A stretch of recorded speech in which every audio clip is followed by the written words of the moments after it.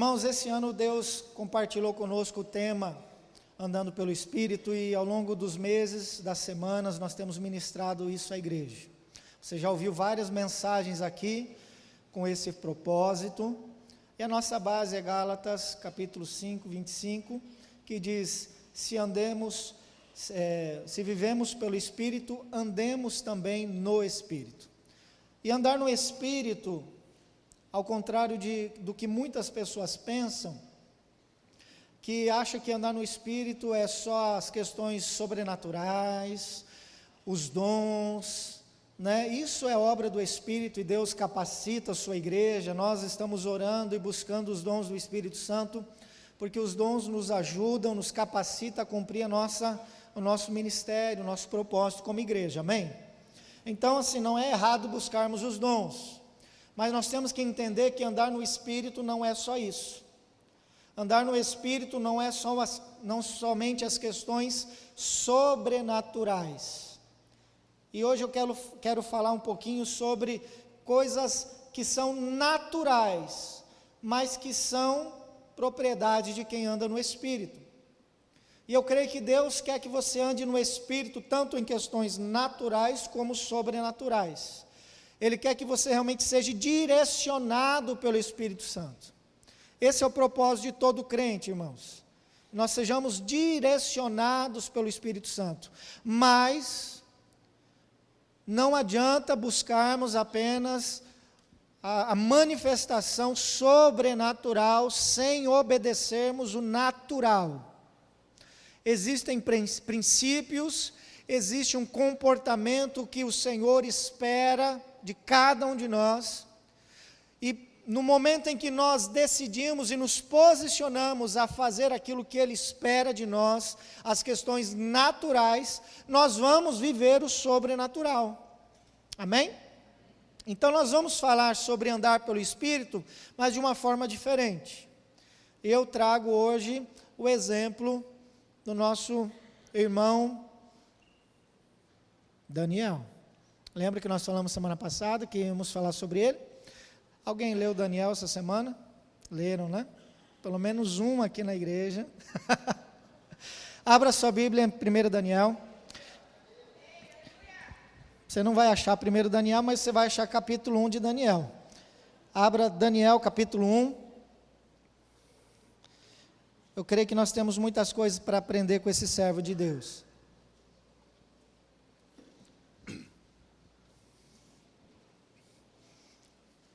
Você pode manter a sua Bíblia aberta nesse texto, porque nós vamos estar falando sobre vários textos, tanto do capítulo 1 quanto dos outros capítulos. Então mantenha a sua Bíblia sempre aberta nesse texto. Eu vou usar outros textos também, mas a base da nossa ministração nessa noite está em Daniel. E antes de ler, eu quero trazer um panorama histórico para vocês. O povo de Judá, o povo lá de Jerusalém, o povo de Israel, estava sendo cativo, foram deportados para a Babilônia. A primeira deportação aconteceu por volta de 605 a.C. A deportação era o domínio de um império, do Império Babilônico nesse caso, sobre um determinado local, e aqui nós estamos falando de Jerusalém, e eles então pegavam as pessoas daquela localidade, os que eles não matavam, eles levavam para a sua região, para a Babilônia. E eles transformavam essas pessoas em escravos. Ok? Então, muitos israelitas foram levados como escravos para a Babilônia. E nesse local, eles eram submetidos às leis, eles eram submetidos às tradições, ao governo babilônico, aos deuses babilônicos. E eles teriam que viver e se adequar àquela cultura, porque eles eram escravos. Então, na verdade, à medida que o tempo passasse daquele povo no local, e essa deportação, eles ficaram 70 anos lá nessa região, com o tempo, a ideia é que eles fossem esquecendo os princípios, os valores, o Deus deles, e se adequando à realidade, à cultura, à adoração dos deuses babilônicos. A ideia era essa.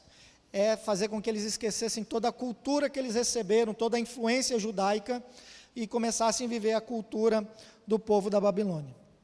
E é interessante, irmãos, que durante essa primeira deportação, o rei mandou que alguns jovens fossem separados, jovens bonitos, jovens com habilidades, pessoas que eram já de uma linhagem real, e o rei Nabucodonosor manda então separar alguns desses jovens para trabalhar no palácio do rei, junto com eles, e durante algum período eles ficariam recebendo alguns ensinamentos, conhecendo a cultura, lá no palácio, e depois os melhores desses jovens trabalhariam diretamente no palácio.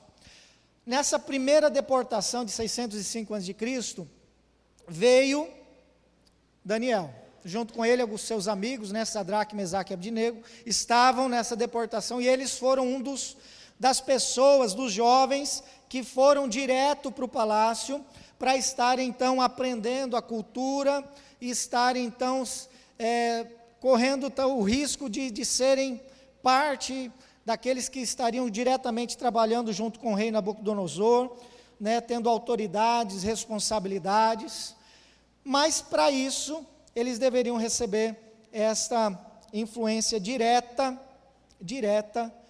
do contexto da Babilônia. Irmãos, é nesse cenário que nós estamos, e daqui nós queremos tirar alguns princípios para as nossas vidas. Nós vamos aprender principalmente com Daniel, que se nós não andarmos e não aprendermos a andar na direção e guiados pelo Espírito Santo, é impossível nós termos sucesso em qualquer coisa que nós vamos fazer. É impossível nós nos darmos bem, é impossível conquistarmos os sonhos de Deus para nós, se nós não aprendermos que isso só é possível se for através da direção do Espírito Santo. E quando Daniel chega então nesse contexto, apesar da facilidade que ele teria, porque todos aqueles jovens receberiam a comida do rei, eles seriam bem tratados, eles teriam pessoas que cuidariam deles, na alimentação, eles receberiam o melhor ensino da Babilônia, eles estariam recebendo aquilo que a Babilônia tinha de melhor, estava sendo dado a eles. Daniel, ele chega, apesar de ser muito jovem, o texto fala, os historiadores falam que ele era apenas um adolescente, ele chega jovem nesse local, mas ele chega com posicionamento, ele chega entendendo quem Deus era, ele entendia que o Senhor, o Criador dos céus e da terra, estava com ele, e estaria ajudando ele nesse período que ele estava naquela região diferente, naquele local diferente, e mesmo no meio de um ambiente tão diferente ao qual ele era habituado a viver, Deus estaria dando a ele o escape e a direção para aquilo que ele precisava. O texto lá em Daniel capítulo 1, versículo 6 a 8, eu quero ler com vocês. Daniel capítulo 1, 6 a 8, tem a projeção, eu vou estar lendo na mesma linguagem que está sendo projetado, que é NTLH, nova tradução da linguagem de hoje. O texto diz assim: entre os que foram escolhidos estavam Daniel, Ananias, Misael e Azarias, todos da tribo de Judá. Aspenaz lhe deu outros nomes, preste atenção nisso, isto é, Beltesazar, Sadraque, Mesaque e Abdinego. E olha só o que o texto fala: Daniel resolveu que não iria ficar impuro por comer a comida e beber o vinho que o rei dava. Por isso, foi pedir a Aspenaz que o ajudasse a cumprir o que havia resolvido. Irmãos, Daniel havia decidido que não iria perder a sua identidade, que ele não iria se corromper apesar das facilidades, apesar dele ser reconhecido pelo rei até, ou pelas autoridades que trabalhavam junto com o rei, ele decidiu não se corromper, ele decidiu viver aquilo que um dia Deus disse para ele que ele seria. E o texto fala que a primeira atitude que o povo teve era de mudar o nome deles. O que é isso, irmãos? Nós precisamos entender que o nome de uma pessoa é algo muito importante. O nome, principalmente naquela época, representava muitas vezes a missão que a pessoa teria, o Deus que ela servia, a família a qual ela pertencia. Muito mais significativo do que hoje era o significado do nome daquela época. Tanto que quando uma pessoa tinha uma experiência profunda com Deus, muitas das vezes Deus mudava o nome da pessoa, lembra? Lembra que Abrão começou a ser chamado de Abraão, Sarai, Sara, Jacó, Israel, Saulo. Por quê? Porque eles viveram um momento de encontro com Deus, de intimidade com Deus, e na verdade o significado do nome que eles tinham recebido não era compatível com aquilo que Deus queria fazer a partir daquele momento. Então Deus fala: eu vou mudar o nome de vocês, porque agora vocês têm uma nova história, vocês têm um novo propósito, agora eu estou enviando vocês para fazer coisas diferentes. E aí o apóstolo Paulo, que era um perseguidor de cristão, se torna alguém que vai pregar a Cristo, vai ensinar as famílias, as cidades, as pessoas sobre Cristo Jesus. Então o nome dele foi mudado. Aqui nós vivemos um contexto inverso. O propósito de mudar o nome deles era para descaracterizar o Deus que eles serviam. Daniel, o significado do nome de Daniel é Deus é meu juiz. É lindo, né? Mudou para Beltesazar, amado de Baal. Baal é um deus babilônico. Ananias, significado de Ananias para o povo judaico, gracioso de Deus. Você nunca mais vai ouvir o nome Ananias e tirar sarro, né? Falando, puxa, que nome esquisito. Não, gracioso de Deus, é um nome bonito, significado bonito. Mas mudou para Sadraque, inspirado de Acu. Acu era uma entidade ou um deus que identificava com a lua, né? Adoração à lua. Misael, o significado judaico é quem é semelhante ao Supremo. Mudou-se para Mesaque, quem é semelhante a Acu. Isso é a mesma entidade. Azarias, Deus tem ajudado. Eles deram o nome de Azarias de Abdinego, servo de Nego, que é um ídolo do fogo.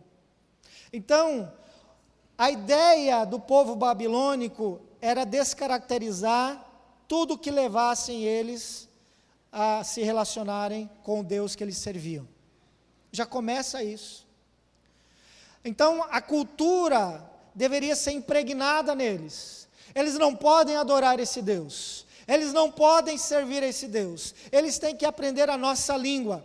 Eles têm que aprender os nossos costumes. Eles têm que comer as nossas comidas. E as comidas que eles tinham eram sacrificadas aos deuses deles.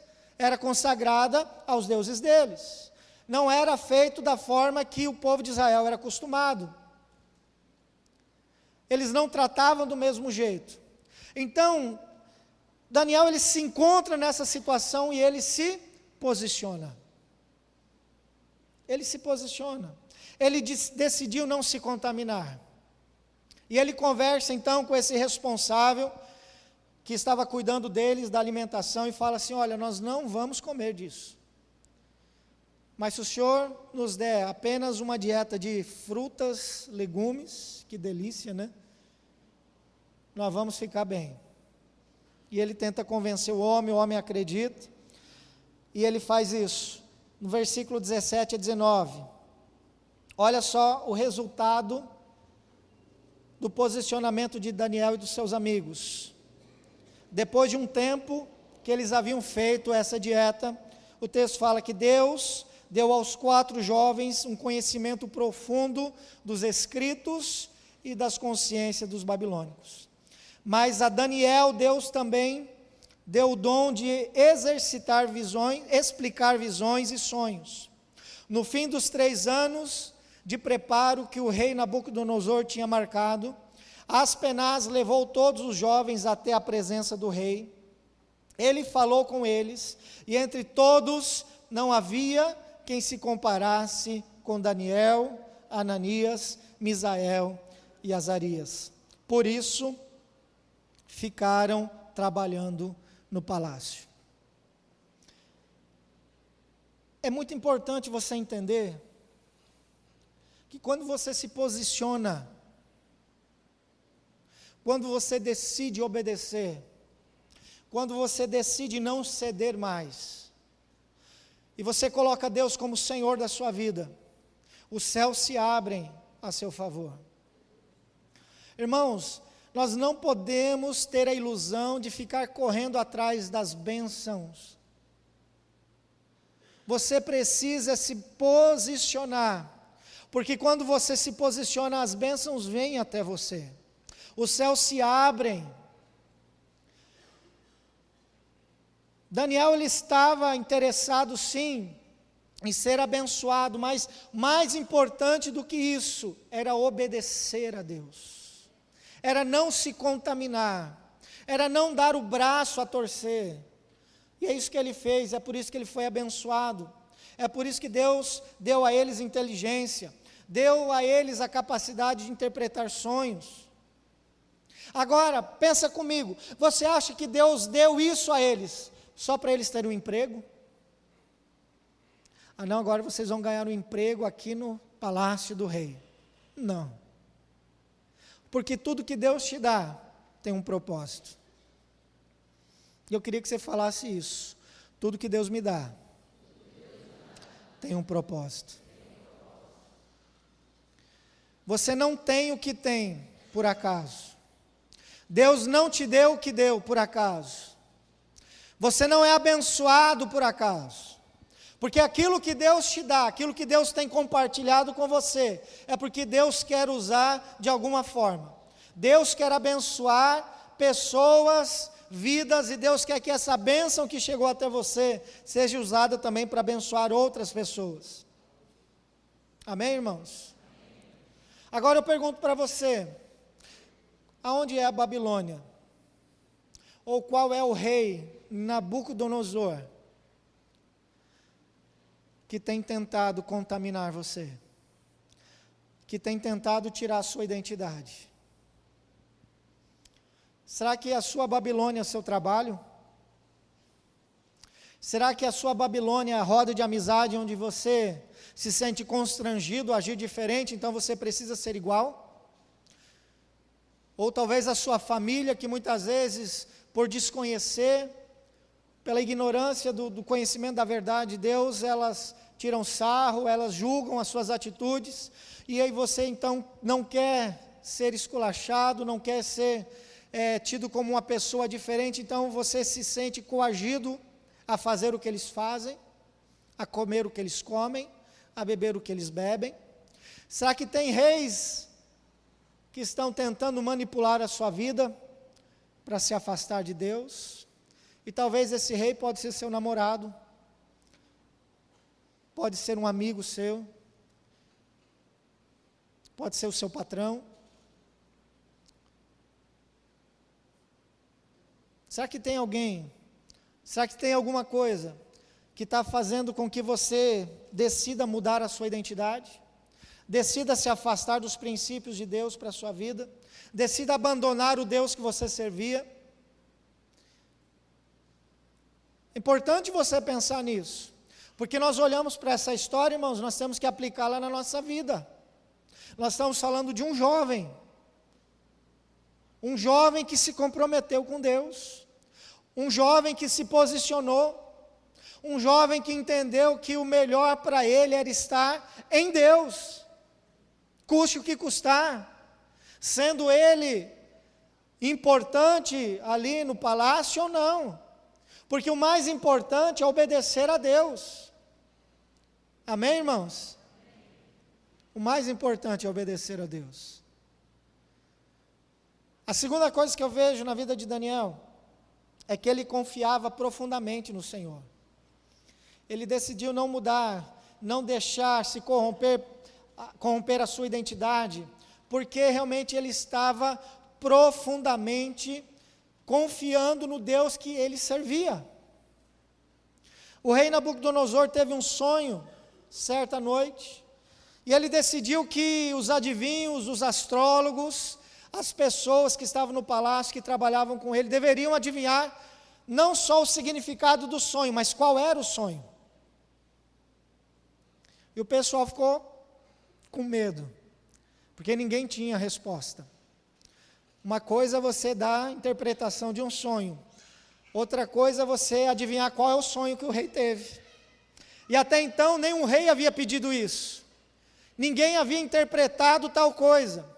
E eles chegam, os astrólogos chegam para o rei e falam assim: olha, meu senhor, isso é impossível, não há homem na terra que possa fazer o que o rei está pedindo, não existe. O que o senhor está pedindo é demais. Como é que nós vamos interpretar um sonho se nós não sabemos o sonho? E eles tentaram convencer o rei que realmente não era possível, mas o rei determinou por decreto: olha, se vocês não descobrirem qual é o sonho que eu tive e não me disserem qual é a interpretação desse sonho, vocês vão ser mortos, vou cortar vocês em pedaços e vou mandar destruir a casa de vocês. E ninguém conseguiu. A ordem foi dada. Começaram a prender as pessoas e levá-las para a execução. E alguém chega na porta de Daniel: ô senhor Daniel, é o seguinte, o rei está mandando chamar o senhor. Sério, por quê? É que o senhor vai morrer. Como assim? Não, o rei deu um decreto que todos os sábios, os adivinhos, e o senhor está entrando nessa agora, o senhor entrou no pacote. Ele falou: espera aí, eu vou conversar com esse rei. E Daniel vai conversar com o rei. E Daniel propõe algo para o rei, está lá no capítulo 2, versículo 16 a 19, acompanhe essa leitura. Daniel, capítulo 2, versículo 16 ao versículo 19. Então Daniel foi falar com o rei, e este concordou em esperar, a fim de dar tempo a Daniel para explicar o sonho. Ou seja, Daniel falou: rei, eu vou interpretar isso aí, só me dá um tempo, eu preciso de um tempo. E o rei concorda. E o texto continua dizendo: depois Daniel foi para casa. Olha o que ele fez, irmãos. Contou tudo aos seus amigos, Ananias, Misael e Azarias. Daniel disse que orassem ao Deus do céu, pedindo que tivesse pena deles e lhes mostrasse o que aquele sonho misterioso queria dizer, a fim de que Daniel e os seus amigos não morressem junto com os outros sábios da Babilônia. E naquela noite, Daniel teve uma visão, e nela Deus mostrou o que o sonho queria dizer. Então Daniel agradeceu a Deus. Diferente de todos os magos, astrólogos que existia, Daniel não tentou convencer o rei de que aquilo que ele estava pedindo era absurdo. Daniel não tentou convencer o rei que o que ele estava falando era impossível de se fazer, que não existia quem pudesse fazer. Daniel conhecia o Deus que ele servia, meus irmãos. Até então Daniel não tinha recebido o dom de descobrir qual é o sonho. Deus tinha dado a Daniel a capacidade de interpretar sonhos. Alguém conta o sonho, ele interpreta. Ok? A partir desse momento, Daniel decide falar: Deus, se o Senhor me deu a capacidade de interpretar sonhos, me dá também a capacidade de descobrir qual é o sonho do rei. E o que ele faz? Ele vai para o seu quarto, ele vai orar, ele vai buscar a presença de Deus, ele vai clamar a misericórdia do Senhor, mas ele não vai sozinho. Ele conversa com seus amigos e fala: gente, vamos orar junto, porque a nossa cabeça está a prêmio, nós corremos o risco de morrer. E Deus, pela sua misericórdia, se derrama sobre a vida dele. Eu aprendo, meus irmãos, que com a vida de Daniel, que quando os problemas chegam, nós não devemos nos desesperar. Aqueles homens, intérpretes, magos, astrólogos, eles ficaram desesperados. Eles não tinham quem recorrer. Eles ficaram com o anseio da morte. Provavelmente eles não dormiram por dias. Mas Daniel, ele entende que tem um Deus que é maior do que qualquer problema. Que não tem gigante que Deus não possa derrubar. E ele vai para Deus, ele vai para o Deus que resolve coisas impossíveis. E Deus fala com ele, Deus dá discernimento a ele. Porque Daniel entendia que Deus podia mudar aquela circunstância. Quando os problemas chegam, meus irmãos, muitas vezes ficamos desesperados. Nós temos que aprender a confiar em Deus. A confiar. Quantas noites você já perdeu por causa de preocupação? Quantas dores de cabeça, quantos problemas, quantas brigas talvez foi gerado por causa do nervosismo, de coisas que precisavam resolver, e você ficou angustiado, ficou com medo, e talvez você está aqui nessa noite desse jeito, porque amanhã você tem coisas para resolver, tem contas para pagar, tem situações que você precisa tomar uma decisão, e você não sabe. Não fica desesperado. Tem um Deus que te ama. Tem um Deus que quer te livrar dessa situação. E Ele quer que você realmente possa passar por isso e possa sair vitorioso no final. Não existe problema que não seja difícil de suportar. Essa foi a primeira atitude coerente que Daniel teve. Ele não olhou para o problema, ele olhou para Deus. Nós precisamos aprender a olhar para Deus. E nós precisamos aprender a reagir também a isso. É confiar e entregar completamente esses problemas ao Senhor. Irmãos, essa preocupação que a gente carrega, irmãos, ela não nos leva a lugar nenhum. Você já percebeu que a maioria das suas preocupações nunca, na verdade, chegaram a acontecer? Aí você não dorme porque acha que está com uma doença séria. Aí você fala assim, meu Deus, eu vou morrer. E aí você procura médicos e vai, e fica talvez dias, semanas, até meses, e quando você percebe, não é nada daquilo que você imaginava. E a gente passa boa parte da nossa vida preocupados, angustiados. Nós precisamos aprender esse princípio, meus irmãos. É fácil? Não é. Eu vou contar uma história para vocês, a maioria aqui conhece, eu já falei aqui, já contei. A pastora também contou uma experiência que nós tivemos logo quando o Felipe nasceu, nosso filho. Quando ele nasce e ele faz o exame do pezinho, nesse exame foi constatada uma doença muito séria, uma doença chamada fibrose cística. Nós não conhecíamos, nunca tínhamos ouvido falar. Aqui tem na igreja, né? O Carlos Magno tem essa doença, mas na época, quando a médica nos chama para conversar, e eles fizeram outros testes do pezinho para confirmar se ele realmente tinha a doença, e o exame havia constatado que tinha mesmo, ela nos chama e fala, olha, o seu filho vai morrer. No máximo ele vai viver 7 anos. Foi assim que a doutora falou com vocês? No máximo ele vai viver 7 anos. Mas se chegar a 7 anos, olha, vai ser muito sacrifício, hein?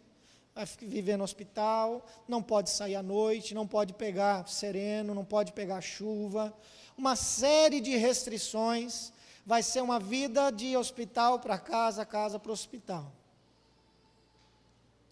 Nós saímos de lá, como? Preocupados, angustiados. Que pai que gosta de ouvir que seu filho recém-nascido vai morrer? Que pai que fica tranquilo quando sabe que seu filho não vai sobreviver?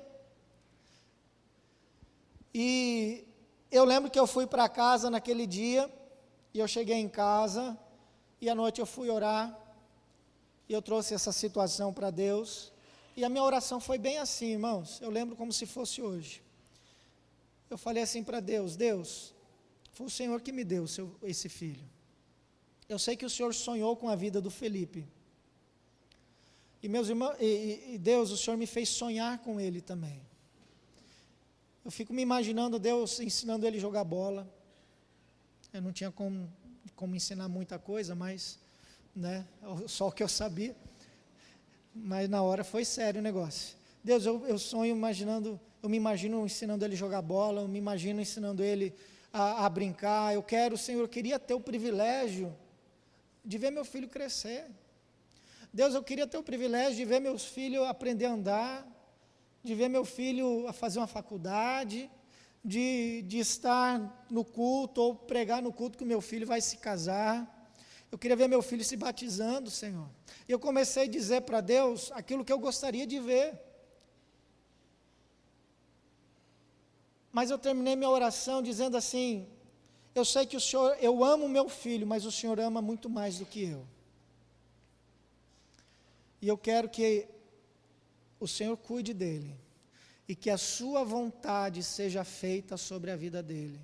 Eu estou disposto a aceitar o milagre do Senhor e a cura dele, mas também estou disposto a aceitar que o Senhor leve meu filho. Irmãos, eu fiz essa oração a Deus. Eu entreguei meu filho para Deus. E quando eu fiz essa oração, eu não sei explicar, mas eu senti paz. A médica havia falado para nós que precisaria fazer um exame que seria a rotina, chamado exame do suor, e ela explicou que ela ia fazer porque era apenas rotina, porque na verdade nunca havia acontecido de uma criança que havia sido diagnosticada por 2 exames do pezinho, ter dado negativo o exame do suor. E nós fomos então, toda semana, fazia uma vez por semana, né? Cada 2 dias, uma vez por semana, né? Então, seriam 3 vezes que nós teríamos que ir. E nós fomos, e é claro que nós colocamos esse pedido de oração para a igreja de São Gabriel orou, nós éramos pastores em Bandeirantes, a igreja lá esteve em oração, eu ainda tinha um contato na convenção, a convenção também contactou outras igrejas, e todo mundo esteve em oração, e os 3 exames em que nós fomos fazendo, todos eles deu negativo. Meu filho foi curado dessa doença. Só que, irmãos, o milagre, ele antecede, porque o milagre ele vem na capacidade de você confiar. E sinceramente, irmãos, eu estava disposto a entender o não de Deus. Eu estava disposto a lidar com a pior das possibilidades aos meus olhos. Mas o Senhor me trouxe uma paz tão grande, que aquilo não tirou mais o meu sono, que aquilo não deixou mais angustiado, e eu não orei além daquilo que eu achei que deveria orar.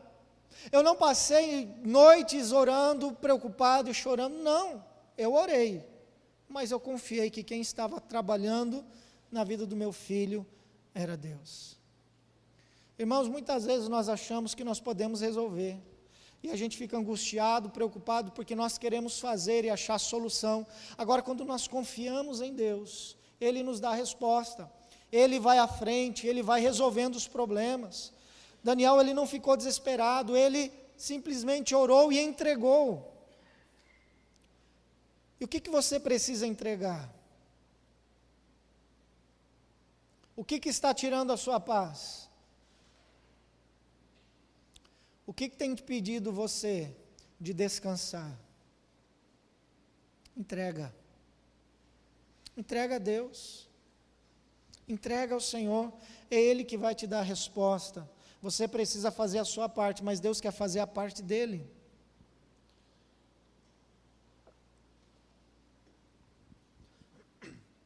Terceiro lugar, Daniel não foi influenciado, mas ele se tornou influência.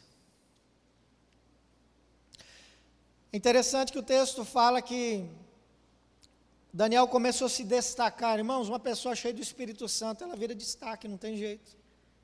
As pessoas começam a perceber o Deus que há em você. E aquilo que ele fazia dava certo, as coisas que ele realizava prosperava. E agora ele começava a se tornar uma pessoa influente. até influente com o rei. O rei passou a dar ouvidos àquilo que ele falava. E é interessante que o rei Nabucodonosor passou a conhecer o Deus de Daniel através de Daniel. Porque na Babilônia não havia o conhecimento do Deus que Daniel servia, que Daniel adorava, que Daniel pregava. Mas Nabucodonosor começou a conhecer o Deus criador dos céus e da terra através da vida desse jovem. Muitas pessoas vão conhecer o Deus verdadeiro através da sua vida, não só pelo que você fala, mas pelo aquilo que você está vivendo nele, pelas atitudes daquilo que você faz, pela forma que você se relaciona, porque aquilo que você faz demonstra o Deus que há em você. É por isso que a Bíblia fala, irmãos, que a boca fala aquilo que o coração está cheio, você manifesta no exterior aquilo que tem no seu interior. Quando você está cheio de Deus, as pessoas percebem o Deus que há em você. Depois que Daniel desvenda um sonho, um outro sonho agora, uma outra visão que o rei Nabucodonosor teve, algo interessante acontece. Esse rei passa a exaltar, ele não só passou a conhecer, mas através da vida de Daniel, da unção que havia em Daniel, ele passou a adorar esse Deus. E eu quero ler com vocês o capítulo 4 de Daniel, versículo 36 e 37. Daniel 4, 36 e 37. Logo que o meu juízo voltou, continuou Nabucodonosor, eu recebi outra vez a minha honra, a minha majestade e a glória do meu reino. Os meus conselheiros e as altas autoridades do meu governo me receberam de volta. Fui rei de novo, com mais poder do que antes. Portanto, eu, o rei Nabucodonosor, agradeço o Rei do céu e lhe dou louvor e glória. Tudo o que ele faz é certo e justo, e ele pode humilhar qualquer pessoa orgulhosa. Meus irmãos, o homem mais poderoso que havia na Babilônia, e em todo o local, porque a Babilônia era uma potência, o homem mais poderoso está exaltando, está glorificando, está adorando ao Deus Criador. E por que ele fez isso? Porque teve um jovem na vida dele, porque teve alguém que decidiu obedecer, porque teve alguém que se posicionou, teve alguém que disse, eu quero servir a Deus, custe o que custar. Você já parou para pensar, meus irmãos, que bênção seria se algumas pessoas influentes da nossa sociedade se convertessem? Imagina alguns nomes que vêm à sua cabeça, pessoas que são influência, autoridades, pessoas que são vistas, pessoas que de alguma forma influenciam dezenas, centenas e milhares de pessoas. Imagina essas pessoas se rendendo a Jesus, se convertendo ao Senhor Jesus, adorando a Deus, a extensão do poder de Deus sendo derramado. Talvez, irmãos, Deus está colocando pessoas na sua mente onde você vai ser influência, aonde você vai testemunhar, aonde você vai estar mostrando o Deus que você serve, e através da sua vida, da sua influência, pessoas se renderão, pessoas adorarão o Senhor Deus. Você é um instrumento poderoso nas mãos de Deus. Amém? Eu não sei se você se convenceu disso, então vamos falar juntos. Eu sou um instrumento poderoso nas mãos de Deus. Você precisa entender isso. Não se anule, não se esconda. Não tenha medo. Seja influência onde você está. As pessoas verão o que Deus está fazendo na sua vida, meu irmão. é lá no seu trabalho, aonde você se relaciona, aonde você está. Para mim, o maior dom é a influência. O maior dom que eu e você temos é o dom de influenciar vidas, influenciar pessoas a servirem a Deus, a adorarem a Deus em nossa cidade. Você já recebeu o dom da influência. E através dele, você pode transmitir as verdades eternas que Deus já comunicou ao seu espírito. E dizer, olha, eu sirvo um Deus maravilhoso. E Deus tem restaurado a minha vida. E Deus tem consertado as minhas finanças. Deus tem me dado libertação nessa e naquela área. Eu tenho vivido uma intimidade com Deus. Deus tem me dado alegria nessa terra. E através do seu testemunho, daquilo que você está vivendo no Senhor, você vai influenciar pessoas a viverem isso. Isso é igreja, meus irmãos. É por isso que o Evangelho chega até nós, porque pessoas influenciadas passaram a ser influências.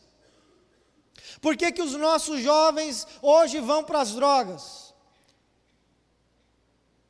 Por que que eles vão se envolver com coisas que eles sabem que é errado? Por conta da influência. A influência é poderosa. É envolver com pessoas a qual ele se identifica, a qual ele quer fazer parte. E aqueles jovens com princípios, conceitos errados, práticas erradas, acabam influenciando a juventude. E nós temos que ser uma juventude, e eu falo não só de jovens, mas de adultos, até idosos, terceira idade. Nós devemos influenciar essa nação, meus irmãos. Nós devemos ser influência na nossa cidade. Amém? As pessoas precisam de modelos a seguir. A igreja é o melhor modelo, porque nós seguimos Jesus Cristo como nosso alvo. Jesus é o nosso alvo. E por último, o tempo vai se passando, Daniel deixa de ser jovem, se torna adulto, e não só adulto, ele envelhece lá na Babilônia. Eles ficaram 70 anos lá. E agora Daniel está com 80 anos. E eu vejo em Daniel que até mesmo na velhice, ele não perdeu as suas convicções, ele manteve firme as suas convicções. Até mesmo com 80 anos, até mesmo na terceira idade, ele continua seguindo ao Senhor. Ele continua tendo pessoas que caluniavam ele, que perseguiam ele, mas mesmo nessa idade, irmãos, ele continuava sendo admirado pelo que ele fazia, pela maioria das pessoas. Ele era influente, ele tinha realmente, ele era tão reconhecido que agora ele estava sendo cogitado para ser governador de todo o império. O rei queria colocá-lo como governador do império. E você já viu que quando tem um cargo de eminência, uma pessoa que está para exercer um cargo, a gente vê muito isso na questão política, né? As pessoas começam a puxar a ficha dela para tentar denegrir, para tentar destruir, para fazer o assassinato da reputação. Você já viu isso? E foi o que algumas pessoas tentaram fazer com Daniel. Nós temos que descobrir algo, porque ele não pode. Rapaz, esse cara não é nem daqui. Ele não pode exercer. Nós que temos que exercer isso. Nós que temos que estar à frente dele. Nós que temos que receber essa autoridade, esse prestígio, esse privilégio. Então eles começaram a procurar, vasculhar a vida de Daniel. Com quem ele tinha namorado, qual era, se ele tinha uma conta de IPTU atrasada, se ele estava devendo algum imposto, né, imposto de renda, se ele tinha o nome sujo. Começaram a vasculhar a vida de Daniel. Pensa. E o texto, capítulo 6 agora, versículo 4, diz assim: aí os outros ministros e os governadores procuraram achar um motivo para acusar Daniel de ser mau administrador. Mas, fala assim, não encontraram nada. De novo, não encontraram nada. Não encontraram nada. Daniel era honesto e direito, e ninguém podia acusá-lo de ter feito qualquer coisa errada.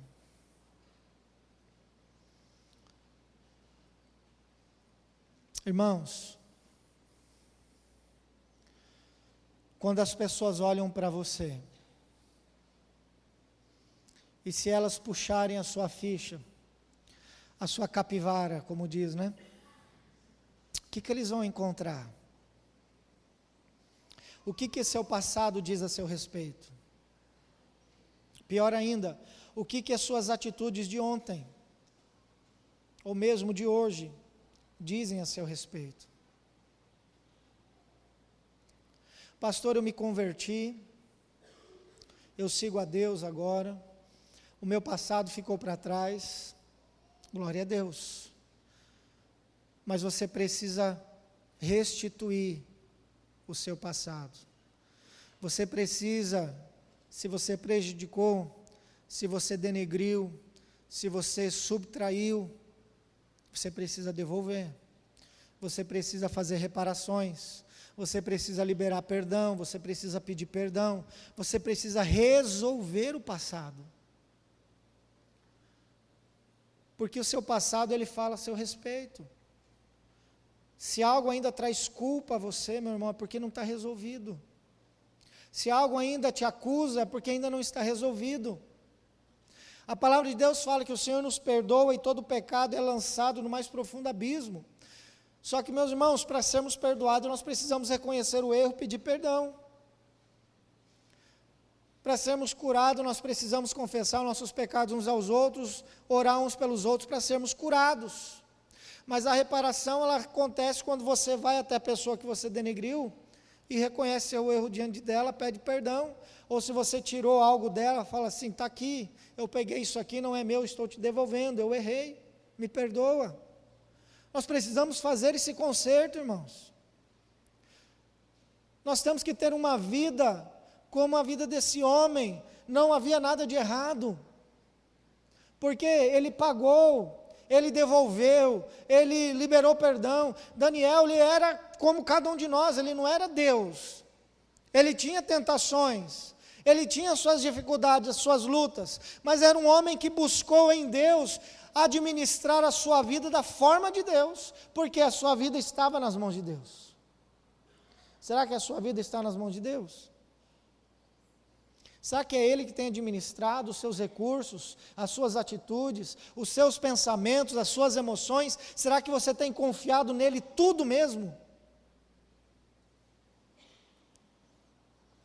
Ninguém pôde apontar o dedo na cara de Daniel para acusá-lo de ser corrupto ou desonesto. Ninguém. Ninguém. Irmãos, nós não podemos viver essa montanha russa espiritual. Nós precisamos nos posicionar.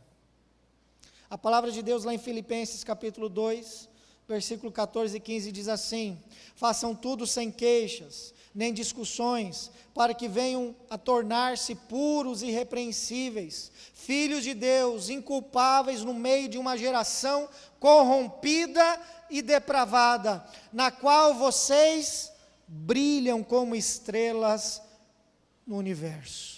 Meu querido, tudo em sua volta pode estar corrompido. Tudo.